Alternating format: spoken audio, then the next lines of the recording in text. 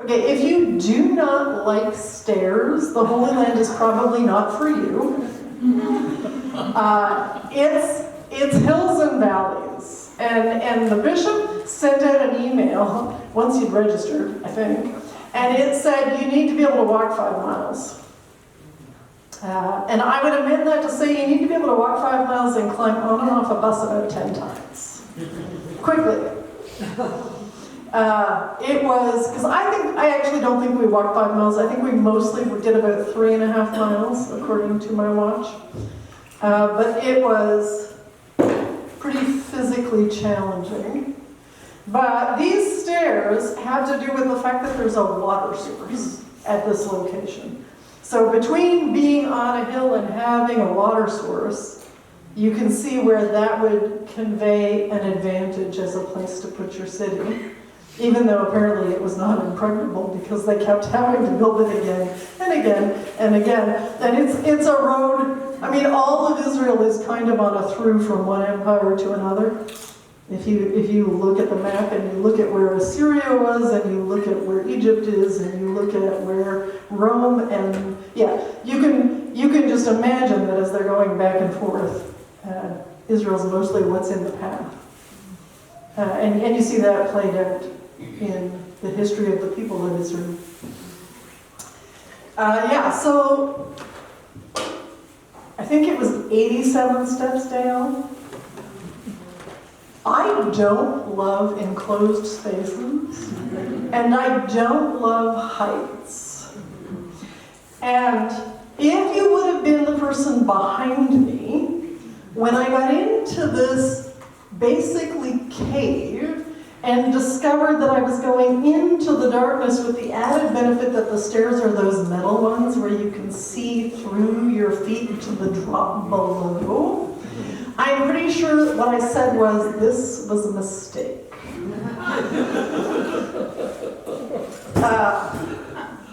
But go we did, because at that point you're in a cave with a line of people behind you, and at that point you're pretty well committed. So that's what I did. But it was fascinating to see, so we went to several different archaeological sites of different cities. And what they have are a focus on where's the water and where's the food. So they have granaries. And so on this lower right-hand picture, can you see that there's like a path going down? Yeah. It's an enormous pit, basically, that's stone-lined, that they would fill with grain, and then they could get down to the grain by walking down that path, and then they could fill it all the way up. And we would see these granaries in each place that we went to. It's not a part of the world where you would, like, survive without structures. Right? Like, in the Northwest, we might be able to find water or go pick salmon berries or go scavenge for, I don't know, fish or so it's better chemistry. in the desert? Is that what you're saying? Pretty much. Pretty much. Yes. Yeah. Israel has done a lot with greening the space. When you get into Jordan, to me it looks virtually uninhabitable. And I stood off the bus for 5 minutes one day and got hit by the wind. And I just want to tell you, we don't give Moses enough credit. 40 years of that? No, thank you. It is no wonder to me anymore why, when the Israelites went out of Egypt into the wilderness, they said, wait, why did we leave? What is this plan that you have for us, wandering in this endlessly? This is a terrible plan. It does, it feels like it would be a terrible plan. Okay, so that's Megiddo.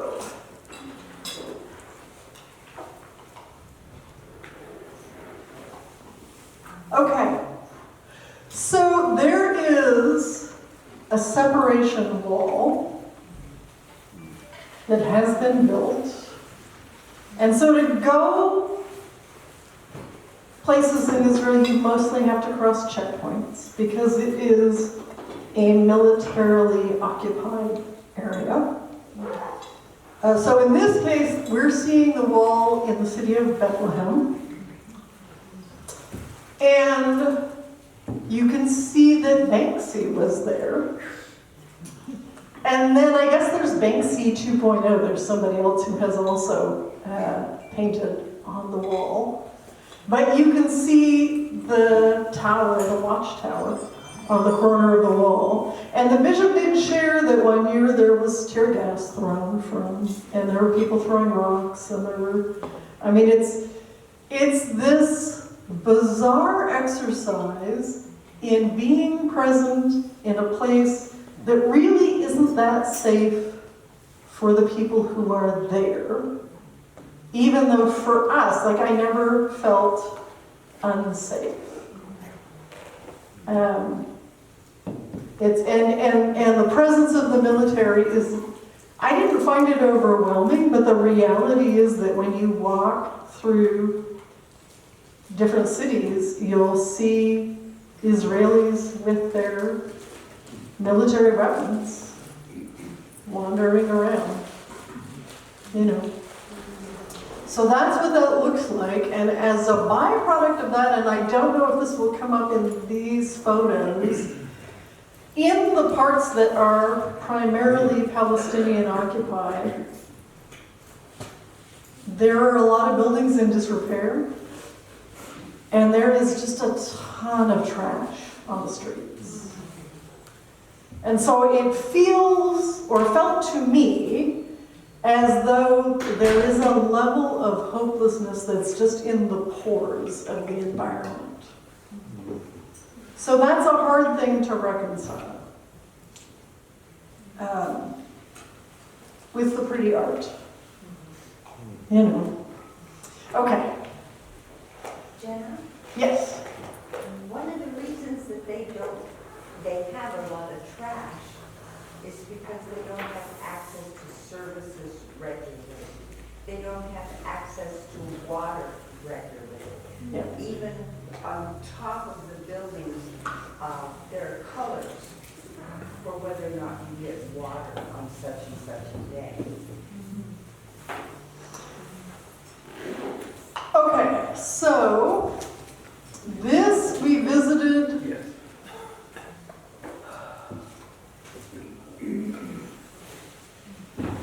I have a hard time with this, I'll be honest. This is an orphanage, a creche. It's run by a Catholic order of sisters. They look after children who either they have delivered or who have been abandoned, and I gather some of that is a function of the children being special needs, and some of that is a function of just deep poverty. And there is, in Islam, so I am told, no feature for adoption. That's not a legal practice where you can adopt somebody else's child. This was news to me too. So when they take in or deliver these infants, they keep them for 5 years. They keep them till they're 5, and then they go on to a different organization.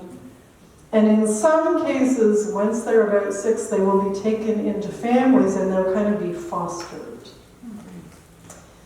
I adore children. This is a plan that I find deeply disturbing.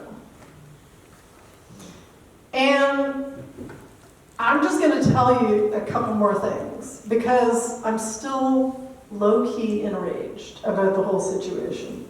Here's the deal with this. This orphanage backs up to a hospital to which it has a secret door, and they have a very good NICU in there.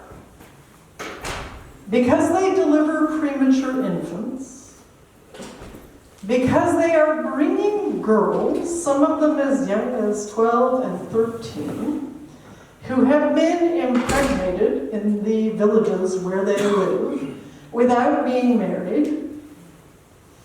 And they bring them as soon as they are viable to deliver those tiny infants. This is why it's a very good NICU, because they're dealing with preemies.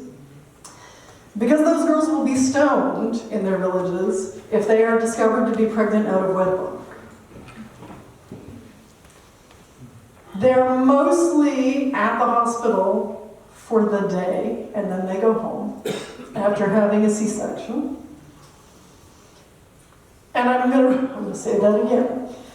They're at the hospital for a day, and then they go home. Maybe the same circumstances, situation they were just at. So I'm still low-key enraged about this. And props to the sisters who look after and love on these tiny children.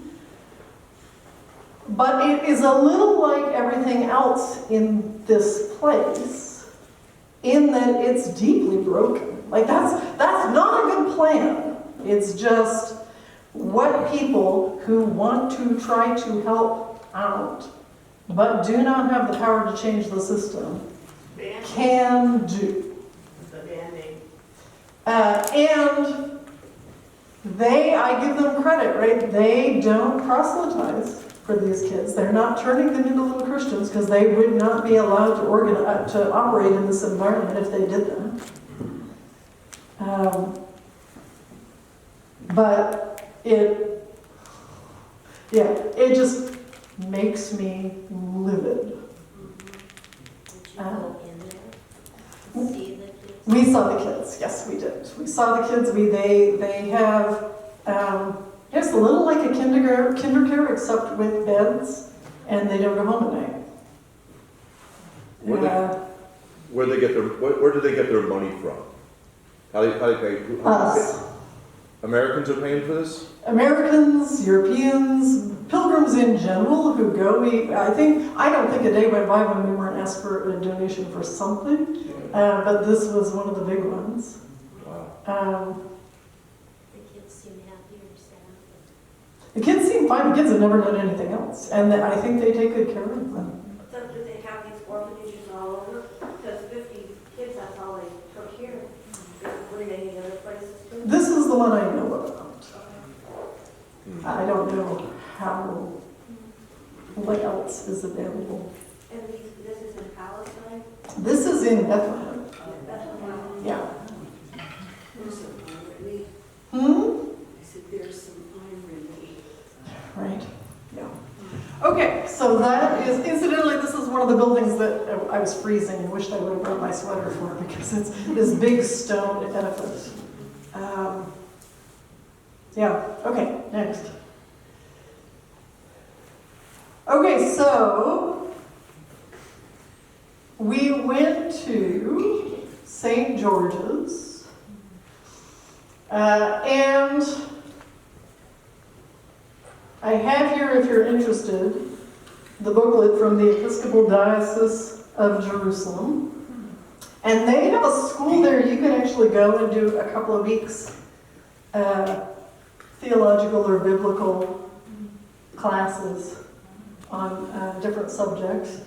And so the Episcopal Diocese of Jerusalem includes like Jordan and I think Syria and Israel. It's the Christian population in this region of the world is tiny, historically speaking. There are fewer and fewer Christians there.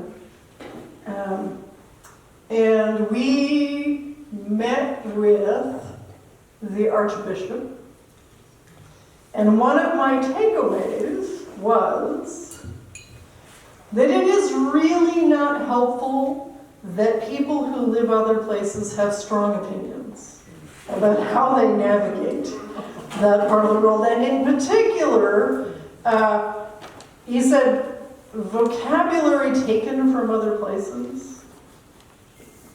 So comparing military regimes to other military regimes or the word apartheid, that kind of use of language is just not helpful for the people who have to live on the ground and try to have relationships with their neighbors, with whom obviously they have some disagreement.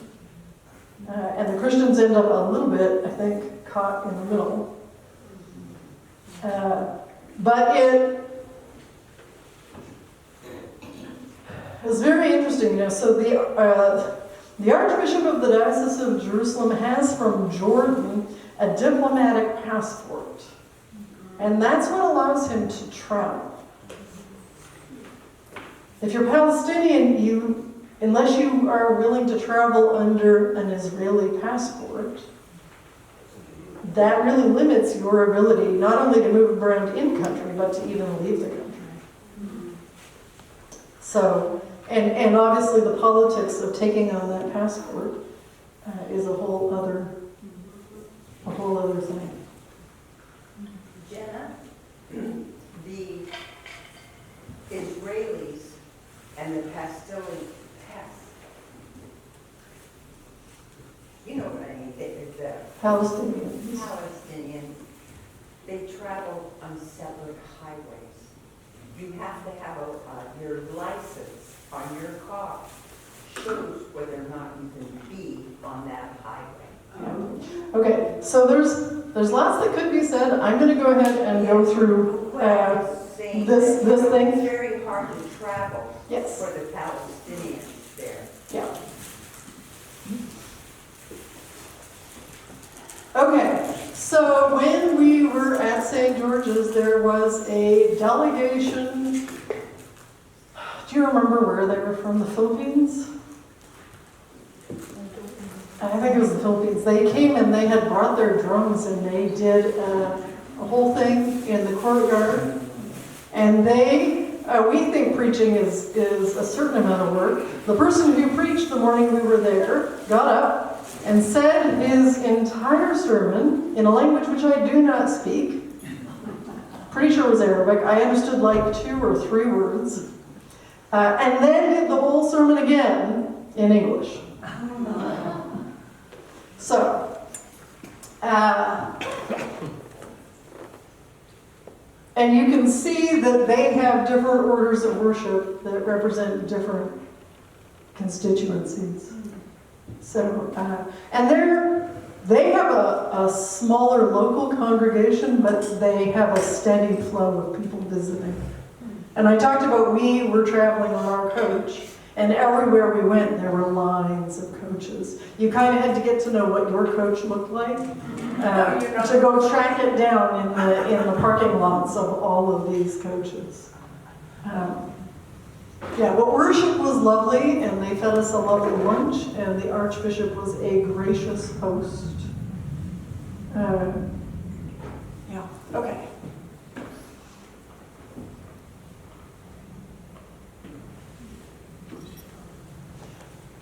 Okay, so we went to the tomb of the patriarchs in Hebron, and this was fascinating because, and Nancy will shout out if I'm getting my details wrong, because some of this is a blur, honestly. Half of the building is a synagogue, and the other half of a building is a mosque. And so the tombs of the patriarchs are set up so that you can kind of access them reverentially from either side. And then there's like security checkpoints to go from one side to the other. It's bizarre. And on the left there, what you see is a very, very, like a 2,000-year-old olive tree. And it is adjacent this enormous church down to the bottom, which is, they call the Basilica of All Nations. Its other name is the Basilica of the Agony. So that tells you where we are at the Mount of Olives, right?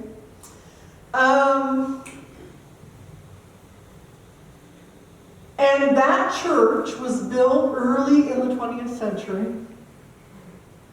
And the designer of that church designed several other churches that we went to. So it is this odd it feels a little like it's a chain. Do you know what I mean? You're going to holy sites and they have the same architecture, even though they're not quite the same thing. But it does make them harder to distinguish. It's huge. It's beautiful. There was music being sung when we were there, so that was lovely. And then it has a view of the city. And so, again, there's this disconnect between what we're marking and the environment in which we're doing it. So we're back with the Benedictines again, and they built their abbey next to a very old church. We couldn't go into a church because it was, parts of the roof were starting to fall in. So it is under construction while they renovate. But we had worship in an outdoor space that was lovely. And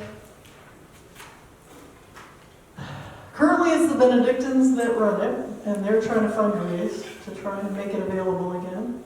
And they've been there kind of on and off.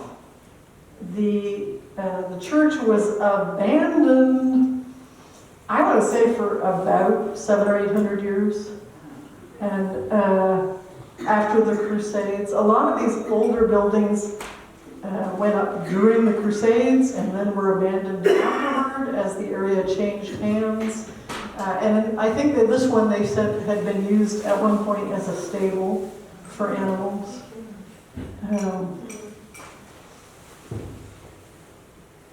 Yeah. Okay. Okay. The St. Anne's, and my sending church is St. Anne's Cathedral. So I was intrigued with St. Anne's in Jerusalem. And it's an older church. I'm thinking either 6th or 8th century, but it's been there. And then you can see the pools, the healing pools that were right next door. And they have gardens, and it's... Okay, so the cat, I don't know if this is our first cat picture. There are cats everywhere. Like if you go into a church and sit down, there might be a cat on a pew. If you go out into the square, there's probably a cat in the square. Doesn't matter whose square it is. Cats have it right, they don't care. They just go everywhere. And they're friendly. So here we go. So this is all the different cats. I think if I lived in this part of the world, I'd be a cat lady. Because I'd just start feeding them, and pretty soon they'd be sleeping on my couch. And it would be out of control. This is kind of fascinating. So this is St. George's. It's an Orthodox church that, again, was built on a site of an older church. And they had to restore the mosaic on the ground. But it's a map of the area that I guess is pretty accurate. And I have a book about this that you can look at on your own time. But can you see that? That's on the floor there. It's huge. And it's kind of interesting. Missing parts. Yeah, well, and, stuff gets damaged over time. One of the... Inside? It's inside, but it pre-existed the church that's currently on top of that space. Yeah, it's a part of the world that is prone to earthquakes. I have not realized that. So that'll take a big heavy stone building out every now and again and do a fair amount of damage inside. Okay, so more mosaics.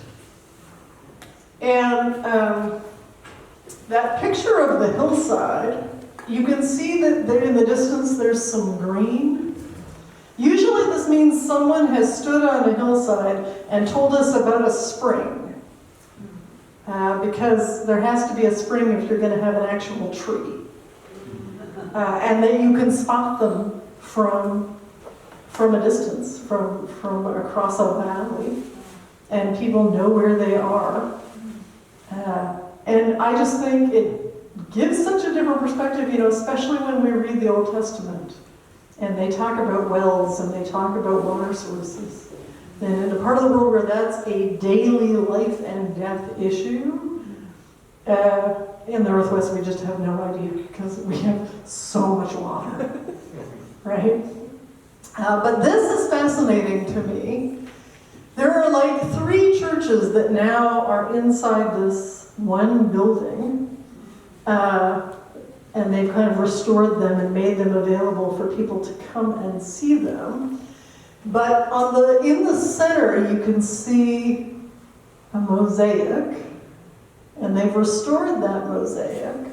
But they also took the other one, and it's less damaged because I think it was underneath. So see how they have a mosaic on the wall up there? This mosaic here was built early on, and it has people. And there was a whole period in history where there was a discussion about whether it is okay to have images of people in your spaces. And so in a lot of the world, those were destroyed. And this one, what the locals did instead was they built a different mosaic on top of it. So that one got damaged by the ravages of time, and then now it is on the wall, and it means that the one that was underneath is not in as bad shape. But it's one of the few examples of those early mosaics that did have people and animals on it. That's the quick version because if I went through all the churches and all the scripture, we would still be here tomorrow. What we did next, with amazing timing, was leave the country and go to Jordan and land at a resort. It's actually, we stayed at a Movenpick resort, and we went to the Dead Sea. And I get laughed at by people who know me because I will go places like Hawaii or the Dead Sea and I will say, well, I don't know that I'm going to get in the water. I feel like that's a function of living first in Canada and then here, right? We go to the coast. Do y'all swim when you go there? I mean, that's not a thing, right? Naturally existing outdoor bodies of water, we don't look at that and think, ooh, I want to get my swimsuit on.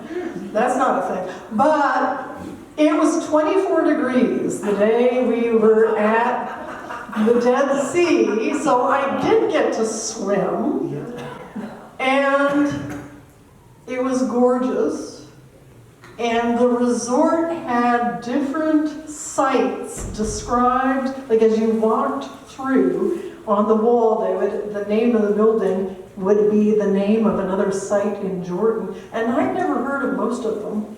And it tells you a little bit about them, but I think Jordan is maybe a neat place to go.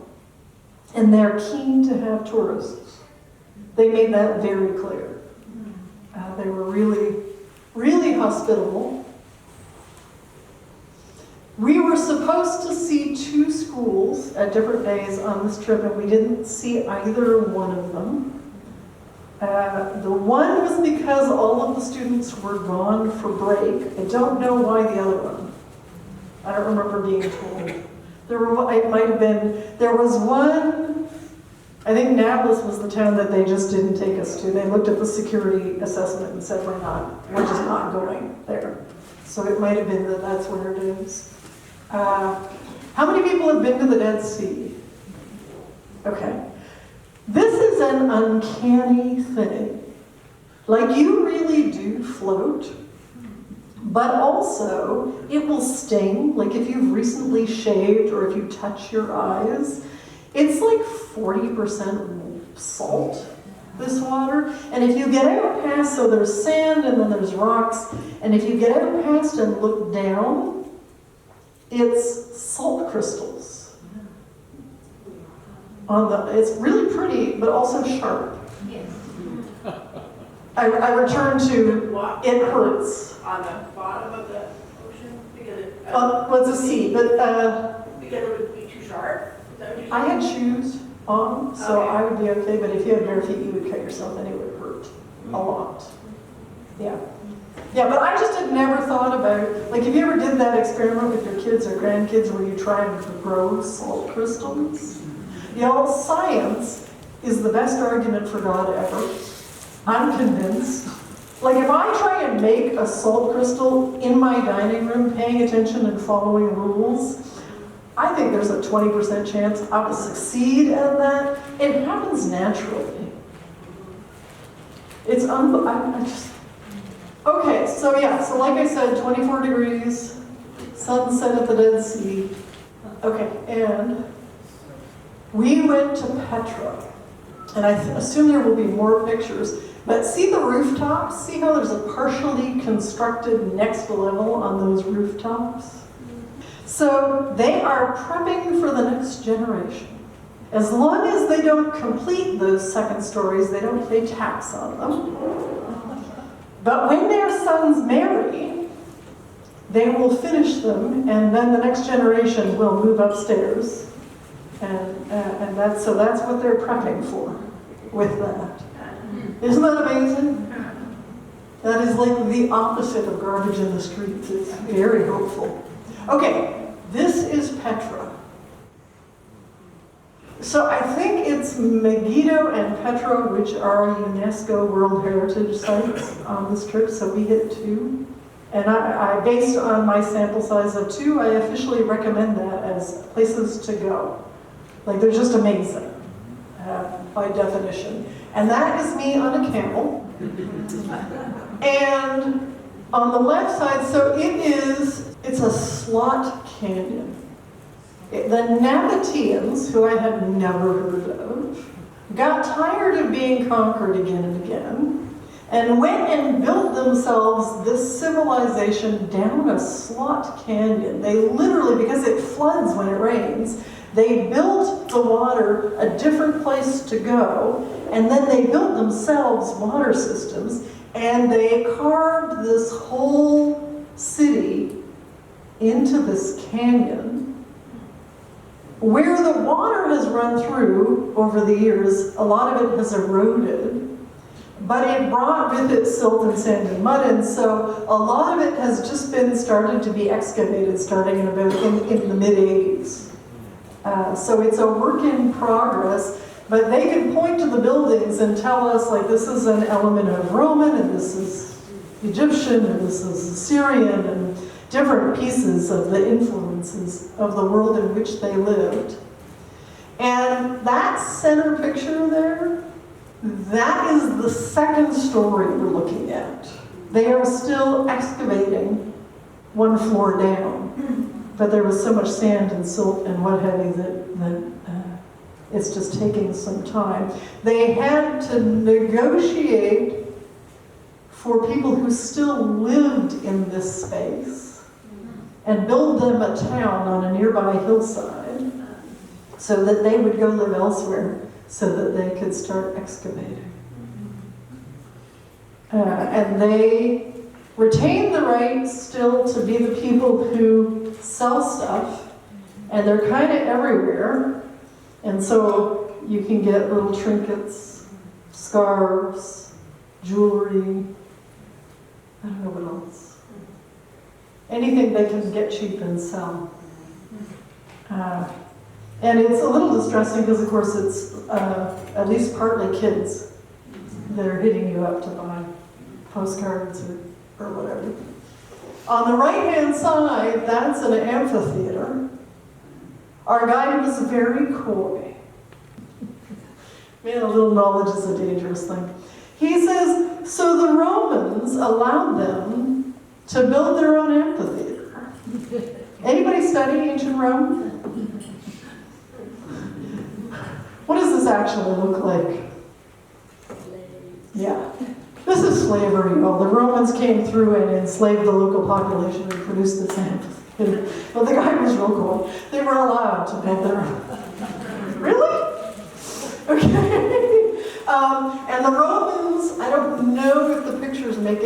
but the Romans built streets out of cobblestones, and so you can go there and you can see places where there are cobblestones. They're terrible for walking on, but you can see the ruts where the chariots came through.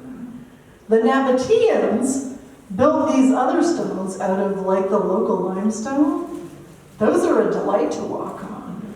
They're really smooth. They're really smooth and lovely, yeah. Yeah. So I had no idea about this. I went into this having some idea that I was going to see, sites where Jesus had been. I had never heard of the Nabateans. This is just amazing.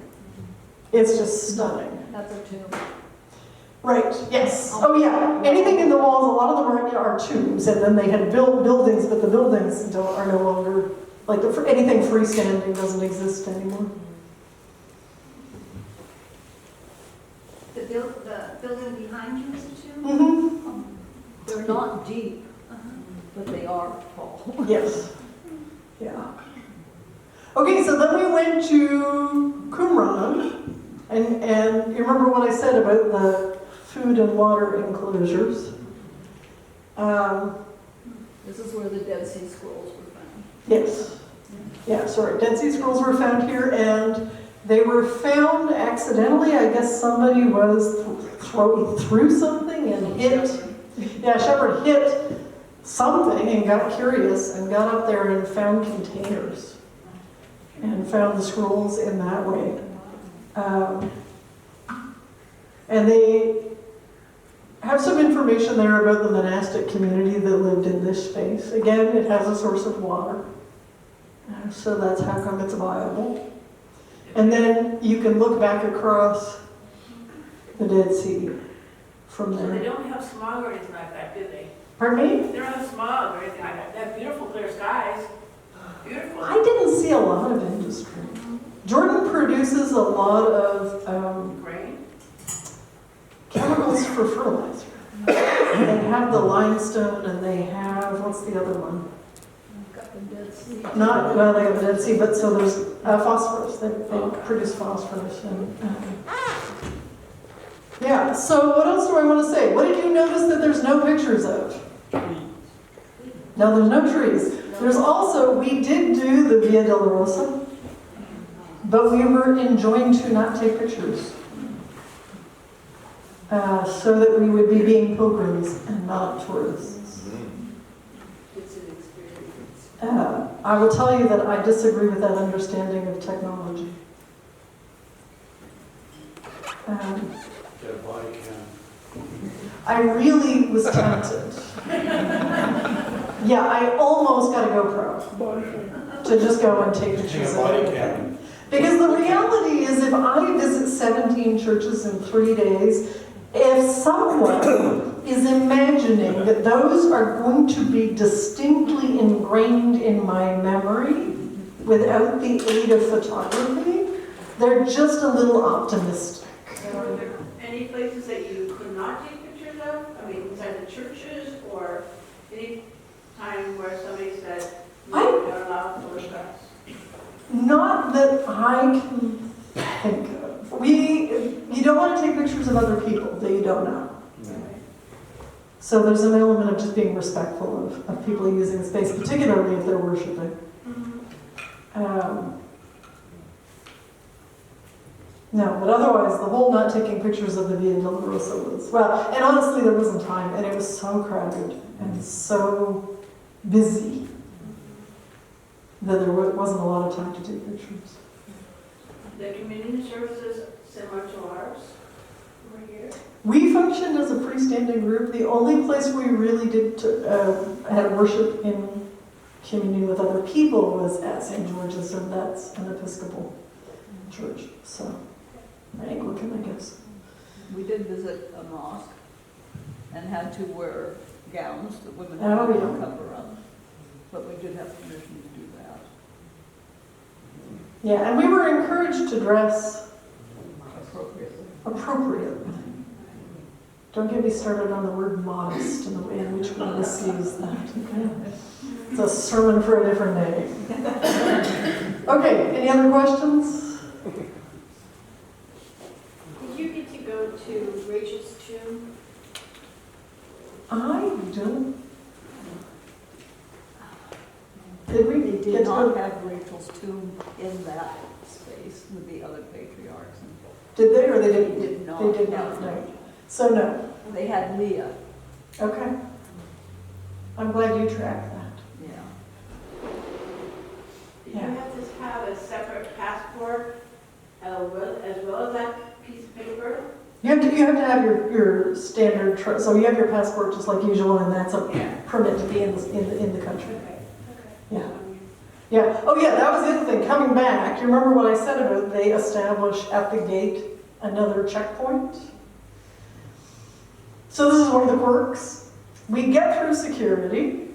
We've gone through that whole exit thing.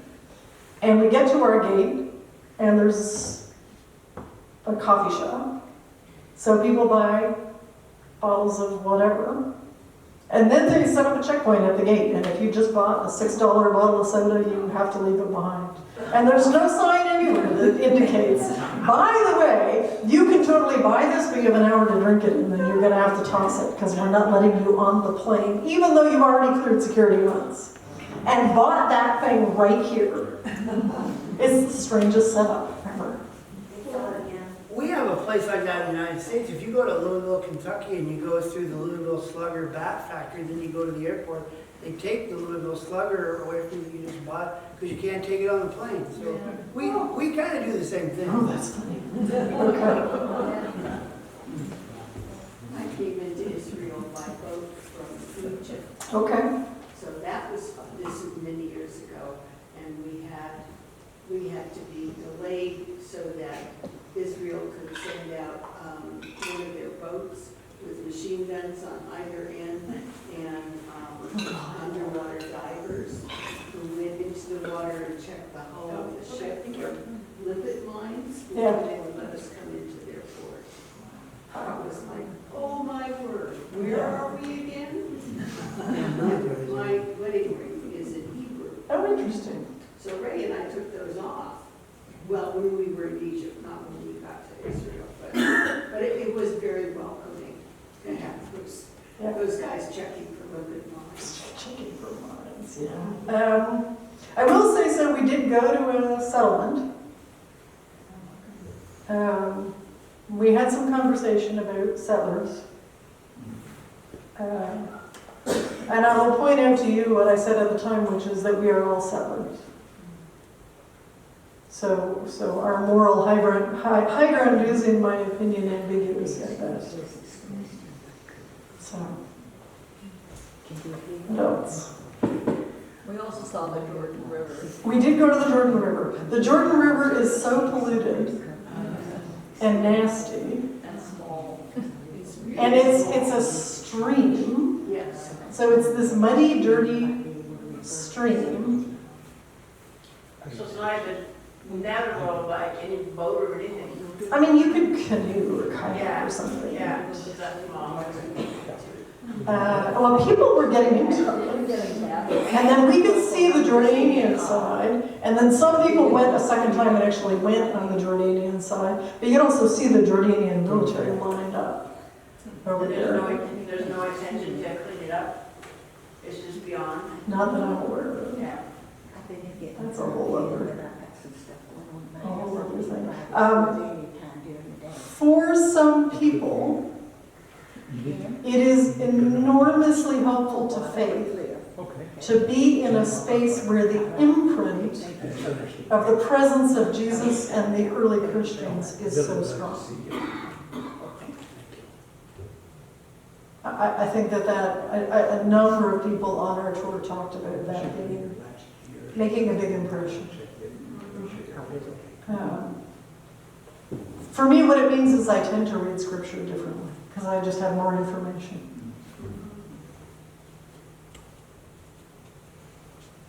Any last question before we're done? Any anything that can be done by people in this country to assist? Didn't take pictures was on the day when the bishop specifically said, please, for me, leave your camera away. That clarifies things. Yes. Sure. Yeah. Yeah, there is much more. So were there any places that you could not take pictures of? I mean, inside the churches or any time where somebody said, no, you're not allowed photographs? Not that I can think of. You don't want to take pictures of other people that you don't know. So there's an element of just being respectful of people using the space, particularly if they're worshiping. No, but otherwise, the whole not taking pictures of the Via Dolorosa was, well, and honestly, there wasn't time, and it was so crowded and so busy that there wasn't a lot of time to take pictures. The community services similar to ours over here? We functioned as a freestanding group. The only place we really did had worship in communion with other people was at St. George's, and that's an Episcopal church, so Anglican, I guess. We did visit a mosque and had to wear gowns that women Oh, had to yeah. cover up. But we did have permission to do that. Yeah, and we were encouraged to dress Appropriately. Don't get me started on the word modest and the way in which we misuse that. Okay? It's a sermon for a different day. Okay, any other questions? Did you get to go to Rachel's tomb? I don't. Did we They get did to not go? have Rachel's tomb in that space with the other patriarchs. And Did they or they didn't? they did not. They did not, have no. Rachel. So no. They had Leah. Okay. I'm glad you tracked that. Yeah.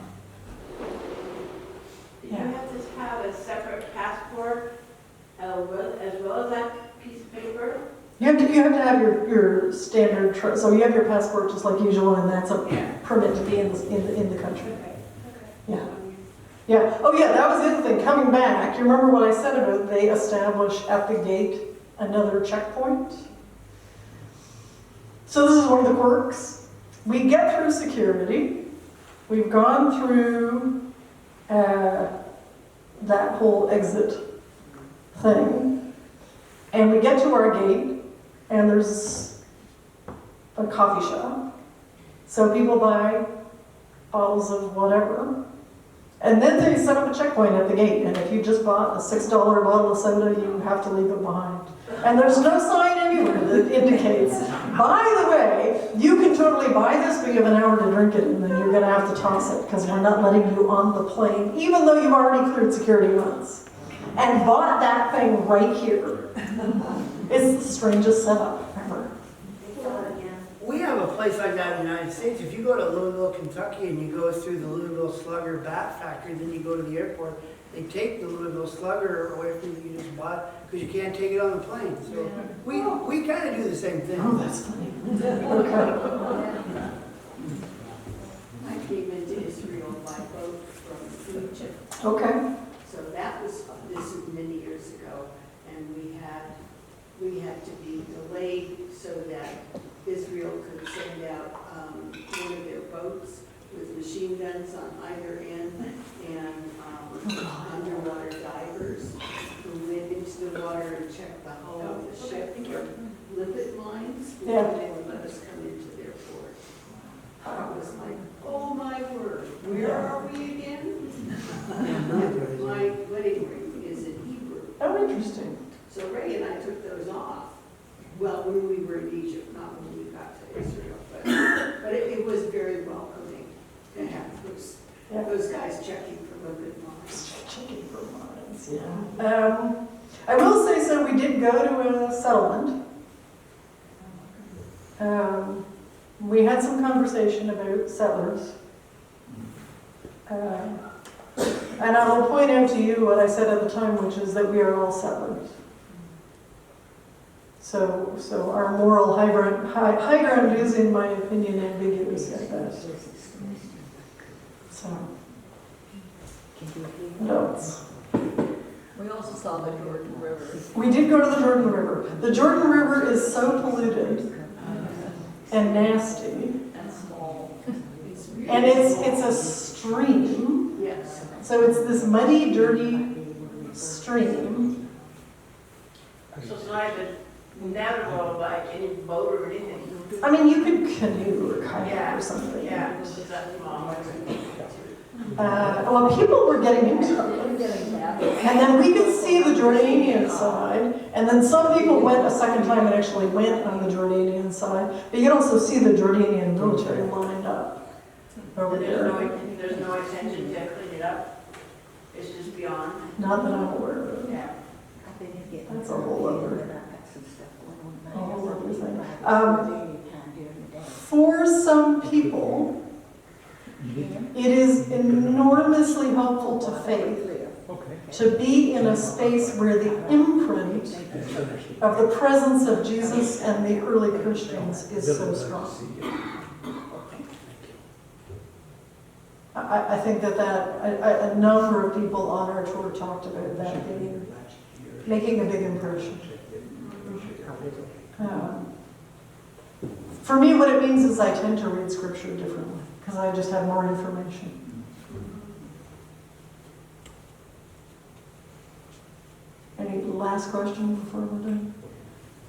Anything that can be done by people in this country to assist with the creche that you mentioned, to do anything for those children, to make that? They take donations Okay. to help look after those kids. So how For do sure. you find the name of the place? And would that also help the girls when they're sent back? You know, with their fresh cesarean scars? Or anything. I don't know the answer to the second question. They're being really careful, because the thing is, nobody in these girls' villages can know that they've even been, right? And in that sense, they're kind of saved by the clothing that they have to wear. So that is a little limited. They do have social workers involved. The creche, if you send me an email, I will get you the information, because I'm pretty sure they now have a website. It used to be you had to take cash into a lot of these organizations, and I believe that's no longer the case. So disturbing. Yeah. You're so little and then they have a C-section and have to act normal after that. Yeah. One day. Yeah. Yeah. Thank you very much for sharing all Well, of you're welcome. this info and the pictures and your responses to what you saw. Very interesting. Well, thank you. Do you have anything you want to add, Nancy? No?